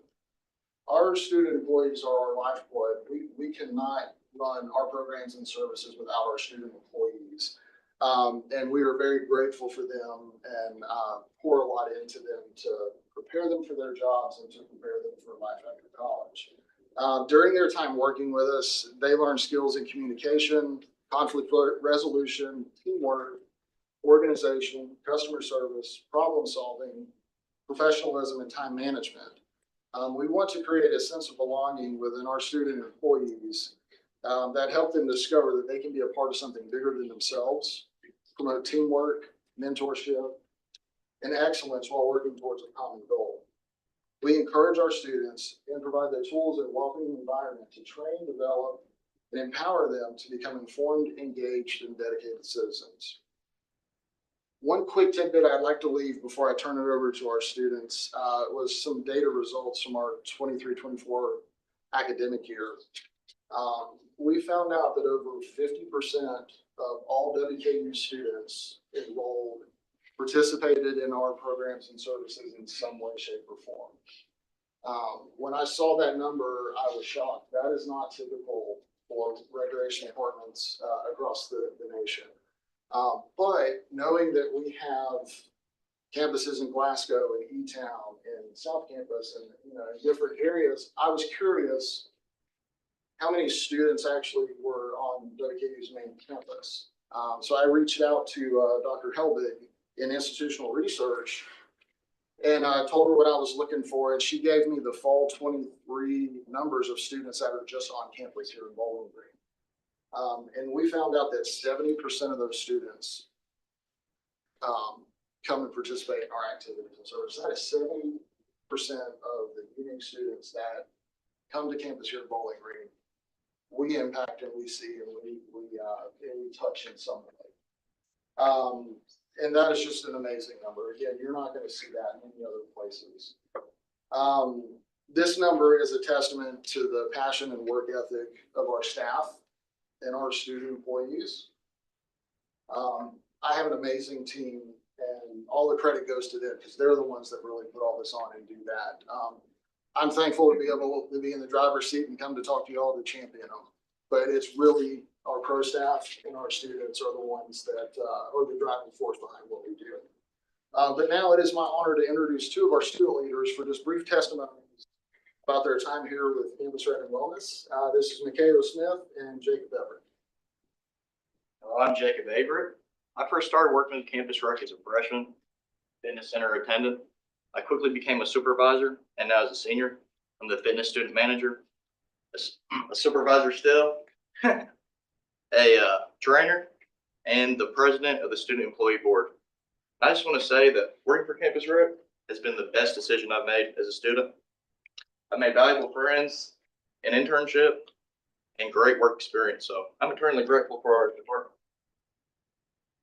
Hi, I'm Mikhailo. I started actually the summer of 2023. I started as a wellness attendant, and then by October, I was a supervisor, and by March of the next year, I was associate student manager. So I'm internally grateful for not only how much campus recreation has given me, but also how fast I've come up. I graduate in December, and I can only say that I will miss campus recreation so much because it's provided me with everything that I could possibly need to go out into the real world. And I've made so many different connections, but not only different staff members like Jacob, but also the patrons as well. I couldn't be more thankful for them. Well, thank you all so much for your time. We really appreciate it. Very grateful to be able to come and speak in front of you, just give you an idea of what we do at the department in our area. Thank you very much. What are you all majoring in, and just what you've done with campus recreation connect to what you're going to do when you graduate? Yeah, I'm a sports management major with a minor in athletic coaching. I've been thinking about getting into Campus Rec still, like a fitness coordinator position or continuing personal training. I am actually a journalism major, but the criminology minor, so nothing to do with campus recreation wellness, but it has provided me kind of an insight of what I want to do in journalism, more towards the corporate side. A lot of stuff that I do in my position right now can coincide with the corporate side of journalism, and it's helped me figure out like exactly where I need to be because I love this position so much. I just want to take the time to brag on campus recreation and wellness to the board as someone who has participated, like it says here, 70% of the students at WKU's main campus. That's outstanding. But as someone that's participated in multiple intramural sports and have cheered on my friends that have participated also in these sports programs, it's an amazing program. And I think it says somewhere on the back here, being able to remain active allows me to be better at school and have better mental health. I don't think that could be more true. I know a lot of students that struggle with mental health, but really for a lot of their time, their passion into activities and programs that you all offer. And I've seen it directly benefit those students. And so I think this is a department on campus that should always be poured into, because the way you guys pour into the student body, it's, you know, you help solve maybe not every issue that the students face on this campus, but you help solve a lot of them. So thank you guys for all you do. I just want to say I was very impressed with your handout and the statistics that show up there. I think this has got to be just a fabulous program to have that many participants in it. And you're to be commended. I was very impressed. Appreciate it. I would comment in listening to this and seeing this, and as part of our role to be advocates for higher education, I feel sorry for students that are at Phoenix and University of Southern New Hampshire who don't have this type of thing because they're online. And we all recognize today how big a deal social isolation is. And this is a great weapon against it. It makes me think of the book that got a lot of attention years ago, Blue Zones, and they tried to determine why do certain cultures that people live in or places where they live longer and better. And one of the main reasons was the socialization that was present there. And this really gives a lot of our students an opportunity to develop those relationships and have the socialization. On my way down here today, NPR, our WKU station, had a nice little piece about, it's a movie, I guess it's going on Netflix today or tomorrow. It's called Join or Die. And it's about clubs and how valuable they are to people because of that socialization. And they made the point that not only was it healthy, but they have data showing the economics behind it are strong. So I thank Regent Dennison and the committee for bringing you all here today. I think this is a really great presentation and speaks to all kinds of levels of importance for our students and our society, really. So thank you. Well, as always, I think this is the best part of the meeting. I'm so glad I get to chair it. This has so much importance in developing our future generations and making sure they're healthy. And as we say, physical activity helps our physical, but also helps our mental. And, Jacob, I would just encourage you, I see is, a lot of people aren't particularly athletic, but they need to be fit, or they need to try to be fit, so, reaching out to those kind of people, which would have been me when I was in high school, I think that's just so important to try to get that element of people involved. And then my question is, so we're doing 70% on this campus. What are we doing on Glasgow here in our region? Is there anything that's being offered there? Nothing from our department that is on those campuses, because with us being, located here, I'm not aware if there's any residential facilities, Glasgow or E-Town or any others. I'm not sure if that takes place or not, or if there is anything, but it's definitely something that should be considered to offer, if at minimum, just a place to be able to work out, congregate, and how to be, more healthy and active, and give them a break in between classes. I don't know what the infrastructure looks like on the other campuses, so it's difficult to speak to that. But our main focus is here on the main campus, because this is where we're hubbed and located to do. So I believe in Glasgow, there's a walking trail that's right there by the facility. We've had these conversations around, how much do you invest? How much will they be used for folks that are pretty transient, right?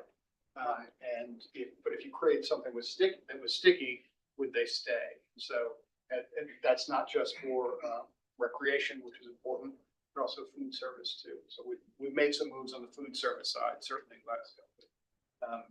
There are other opportunities if you have the student density. But we also have faculty and staff there as we talk about our health and wellness and our health insurance costs. You know, even if it's just a rotating person who goes and does a fitness class. I don't know, just thoughts. Y'all could also maybe look into, because I might be mistaken on this, but I'm pretty sure like the Glasgow students still pay a student fee that goes towards programs like the Preston Center. So I heard that a few years ago. That might not be true, but is that true? Okay, that's not true. Well, even if maybe you could implement like a tiny little fee or something like that to partner with a local gym.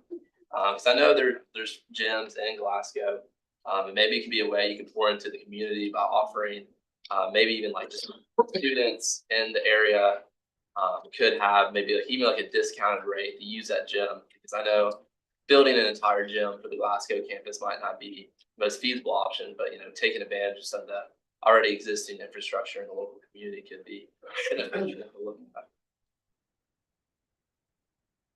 Thank you. It was wonderful. Appreciate y'all. Appreciate you. Thank you.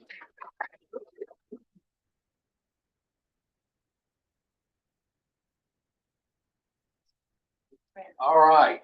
The next committee is the executive committee, which I chair. And the only item on it is an information item. And this is strictly for discussion today. We will not take any action on this, but it's a discussion as to whether to combine the committee meetings and the Board of Regents meetings on the same day. It's been proposed by some that it might be easier for certain aspects of our campus community to do that. And I think it's appropriate for everyone to have a say as far as this is concerned. And I also think it's appropriate to kind of call on the ones who travel the furthest to ask them if they have a comment about this, whether this would be beneficial to them or. And so, Regent Nichols, what are your thoughts about this? Well, because we do have Zoom, it does make it easier to allow it to stay the way it is. But on the other hand, I love being in person. And if they were combined, it would work okay with me. I'm all for that. All right, Regent West, are you still with us? She had to jump off. She had to get off. Regent Helm, you travel. I to get do, here. and it's not aimed. What the rest of the board is. What it is, that's not what I like being here. I think, if you do combine them, then, you know, that decreases our presence on campus. Everyone involved. So I'm fine with leaving it the way it is, but I can accommodate it if it needs to be combined and changed. What about other people that are affected by this, one way or the other? I mean, this is a very open discussion here, so I would like to hear the comments of whoever wants to make them, please. I'll chime in first. I think there are pluses and minuses to both sides, which makes it a difficult conversation. On the plus side to keeping it as it is, the relationships you develop with one another and leadership on campus, I think it provides more opportunities. I do believe that having a break between a committee conversation and a final vote gives opportunities for cooling out, gives opportunities for additional information to be created, opportunities to reconsider aspects of it. And so I think all of those are positive.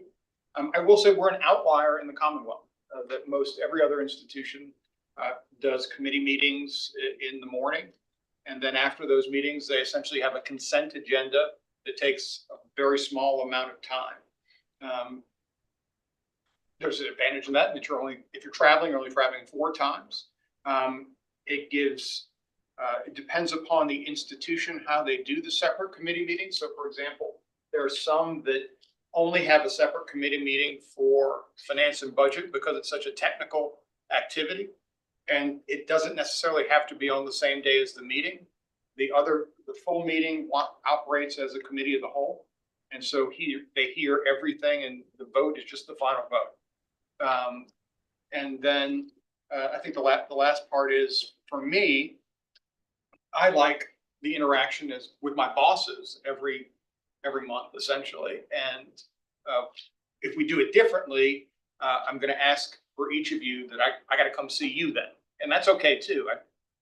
Those of you who remember when we were going through budget model and a whole set of things, that I took trips across the state to go visit with Regents and sit in either their houses or places of business. I really like going to Naples. That was a good trip to have to take. So CJ, make sure we visit when you're in Naples. But it just changes the dynamic a little bit.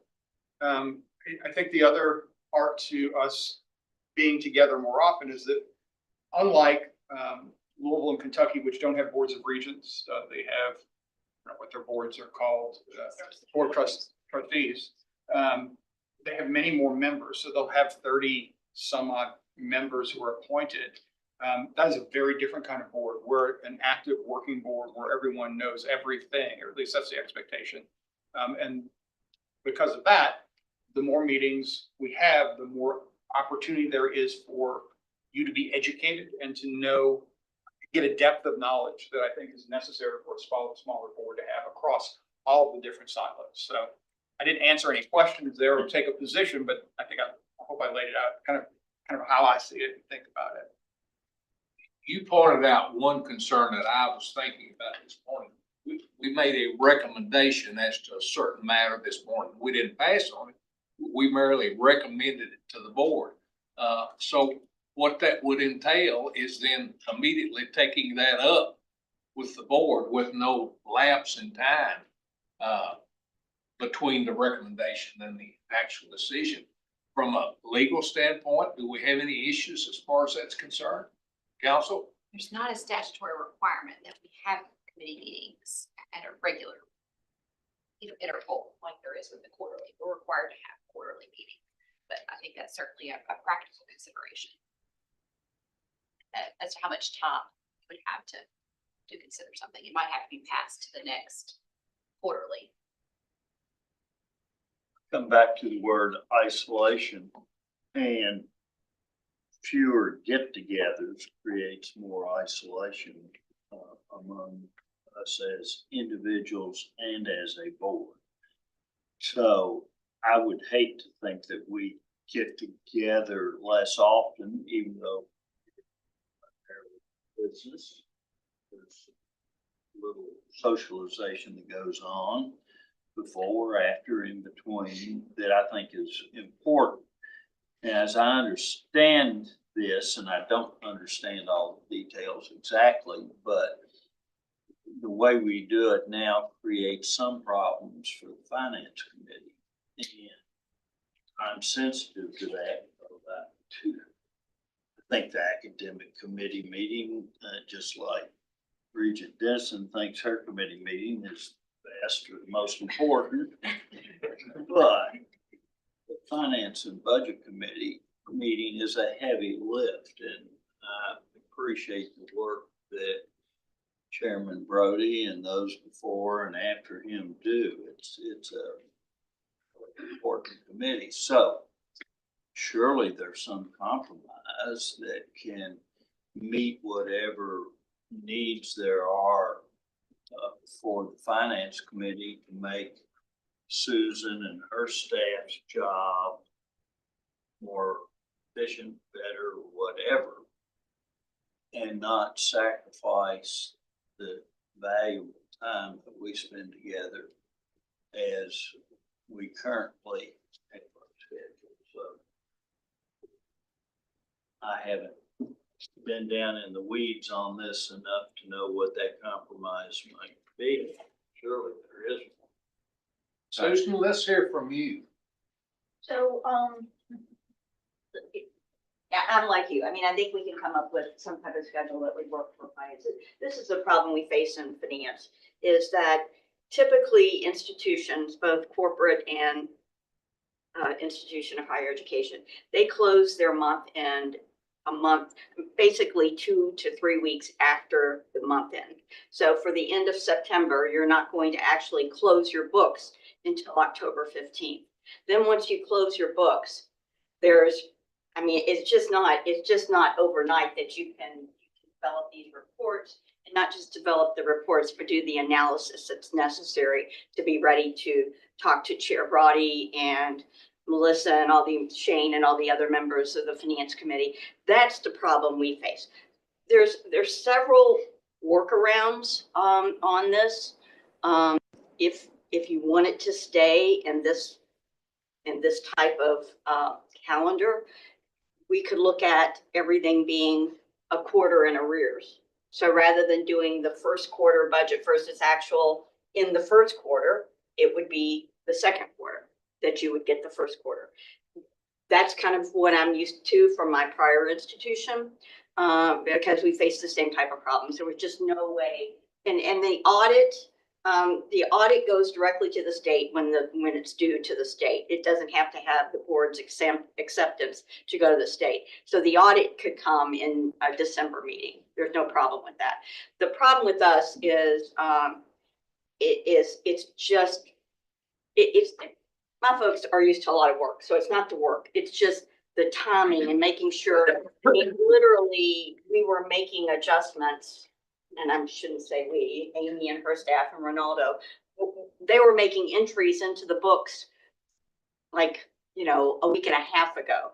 And then we have to pull together all the reports and get to you guys. And it's just not the most, I'm not going to say most efficient, but we're risking error. And I would rather not do that. I think finance and budget is too important. And so, but like I said, we could do it in arrears. We can change the schedule, but it's almost next to impossible to get the reports to you guys. Beth knows. We're always the last ones, right? And she's on pins and needles waiting for me to get the materials to her.